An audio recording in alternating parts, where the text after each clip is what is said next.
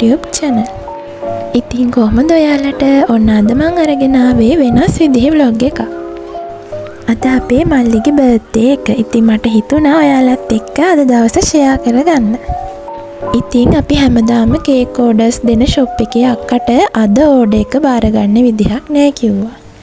අපි select කරගත්තු cake එක ටිකක් ලේසි. ඒක නිසා මට හිතුණා cake එක icing කරන්න. ඉතින් මට එදා class තිබුණෙත් නෑ. ඉතින් මං අම්මට කියලා කොහොම හරි මං cake එක icing කරන්න ගත්තා. දැන් මේ cake එක අපි ඊයේ රෑ crumb coat එක ගාලා ඊට පස්සේ fridge එකේ දාලා තියලා දැන් මේ අද birthday එක දවස හවස තමයි මම මේක icing කරන්න ගත්තේ. ඉතින් අපේ මල්ලි නිදි වෙලේ තමයි මම මේක හදන්න ගත්තේ. යා හැරෙන්න කලින් හදලා ඉවර කරන්න ඕනේ කියලා හිතාගෙන මට මේකට ගන්න ඕනුනේ blue color වලින් shade 3ක්. ඒ වුණාට ඔයාලට පේනවා ඇති මගේ shade 3න් දෙකක් පොඩ්ඩක් එක වගේ කියලා. ඒ කියන්නේ මැද්දට දාන්න ඕන layer එකත් පොඩ්ඩක් තද පාට වැඩි වුණා. ඒකේ හින්දා shade දෙකකට වගේ තමයි මේක ගියේ. ඉතින් මම මේ කේක් එකක් icing කරන first time. මේක නිසා පොඩි අඩුපාඩු තියෙන්න පුළුවන්. මේක neat එකටම නම් එන්නේ නැති වේවි.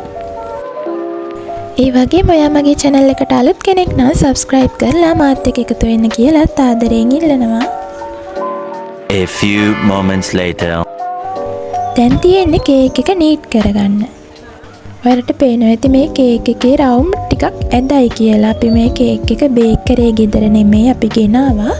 ඉතින් අර රවුම් දෙකක් එක උඩ එක තියෙනකොට තැලිලා වගේ වෙලා තමයි මේක ඇද වෙලා තියෙන්නේ. අයිසිං ගාලා ටිකක් ෂේප් කරගත්තට තව පොඩ්ඩක් ඒක පේනවා. මම රවුම් දෙකක් කියලා කිව්වේ මෙතන තියෙන්නේ කිලෝ 1.5ක් 750 දෙකකින්. හරි දැන් අයිසිං කරලා ඉවරයි. එහෙම ලොකු අවුලක් නැහැ. නීට් එකට පේනවා. පොඩ්ඩක් තනින් තමයි ඇවිස්සලා වගේ තියෙන්නේ.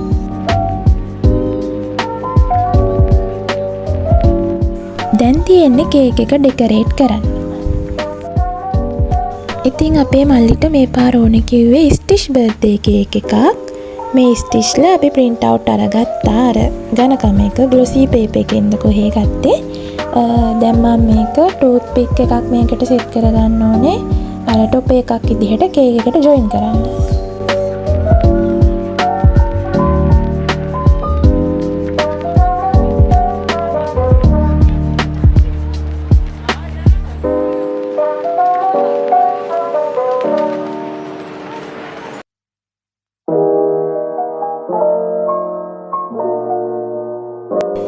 දැන් මම ලොකුම ස්ටිච් මැද්දට ඇලෙව්වා. ඉතුරු වේවා දෙපැත්තෙනුයි ඉදුණුයි ගහන්න තමයි තියෙන්නේ.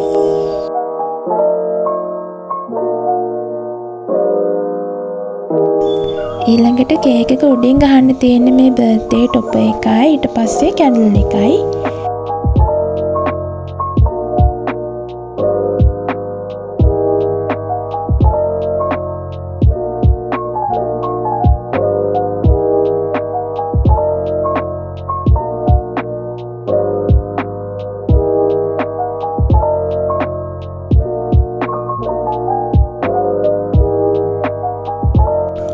ඉතින් මං ඔය එයා නැගිටින්න කලින් කරන්න ඕන කියලා හිතාගෙන පටන් ගත්තට මට ගොඩක් වෙලා ගියා. ඉතින් මට ඊට කලින් ඉවර කරන්න බැරි වුණා. දැන් ඇවිල්ලා එයාට ඕන විදිහ කියනවා මෙහෙම කරන්න කියලා.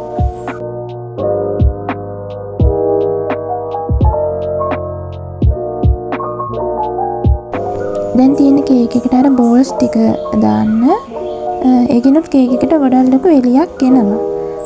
මේකෙද මැච් වෙන ගෝල් කලයි බ්ලූ කලයි පින්ක් කලයි.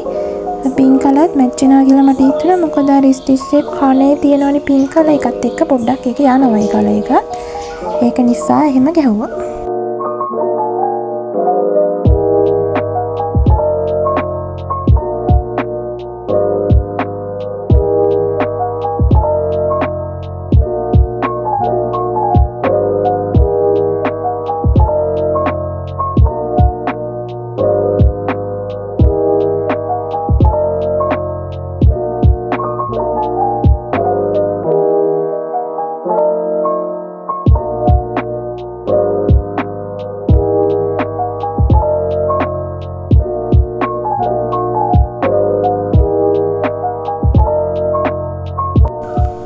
තුන බැලන්ස් කරගන්න තමයි මට ටිකක් වෙලා ගියේ.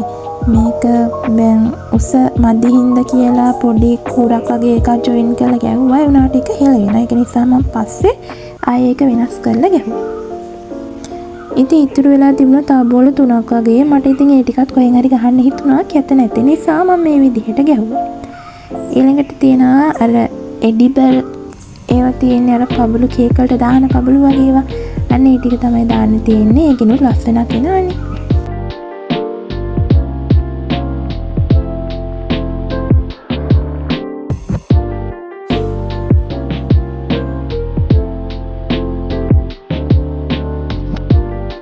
හරි guys, ඉතින් මෙන්න මේ විදිහට තමයි මම first time හදපු කේක් එක තියෙන්නේ. මට නම් මේක මාර ලස්සනයි. මම හදපු හින්දා කියනවා නෙමෙයි, ඉතින් මට ඒක ලස්සනට පෙනුණා. පළවෙනි පාරනේ ඉතින් මට හිතුණා මේ විදිහ ඇති කියලා. ඔය විදිහට හරි හදාගත්තා. පොඩ්ඩක් අර නීට් කරන්න තමයි මදි වෙලා තියෙන්නේ නීට් එක. Oh my god! Wow! 2 hours later. ඊට පස්සේ ඉතින් රෑ වෙලා තාත්තත් ගෙදර ආවට පස්සේ අපි මෙතන ඩෙකොරේට් කරන්න ගත්තා. ඔයාලා දකින්න thumbnail එකේ යාට පොඩි gift එකක් තියෙනවා. දැන් තාත්තා ඒක හදන ගමන් ඉන්නේ. මම ඉතින් තනියම මේ ටික ඩෙකොරේට් කරන්න ගත්තා. බැලුම් බෝල 12ක් විතර පිම්බුවා. පිම්බෙන්නේ නැහැ ඒවා නේ මන් දන්නේ.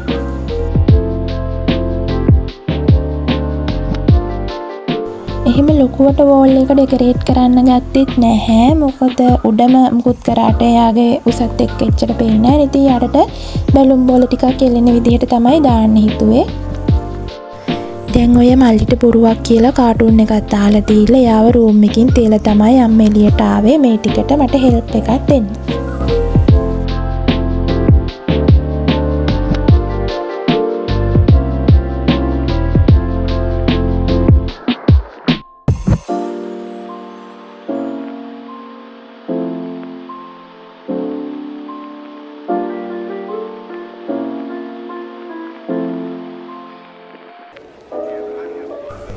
මෙන්න මේ විදිහට සිම්පල් විදිහට තමයි මෙතන හදාගත්තේ. දැන් අපි මේ කේක් එක තියලා තියෙන ටේබල් එකත් එතනින් තියමු.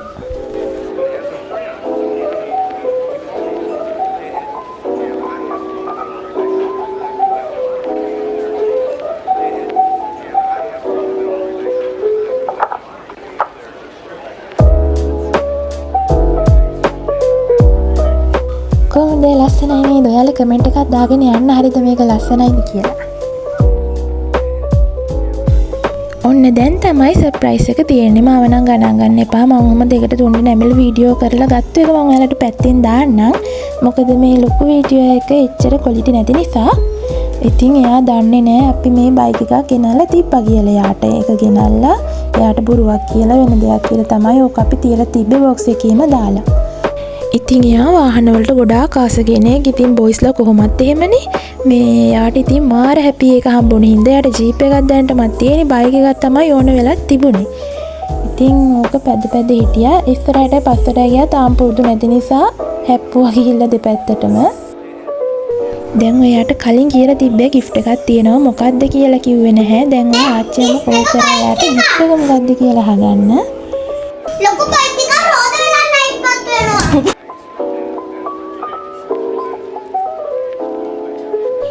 මට මෙතන නම් කෙලින් අතට විතරයි වීඩියෝ ක්ලිප් එකක් ගන්න පුළුවන් වුණේ. ඒක නිසා මම ක්ලිප් 3ක් දැම්මා. ඉතින් එයාට බයික් එක දැක්කට පස්සේ කේක් කපන්නවත් මතක නැහැ. ඉතින් දැන් ওই විදිහට පත්තු කරලා කේක් කපලා කැව්වා. එහෙනම් guys වීඩියෝ එක මෙතනින් ඉවරයි. එහෙනම් ඊළඟ දවසේ අපි හම්බෙමු. Thank you for watching. See you in next video. Bye bye.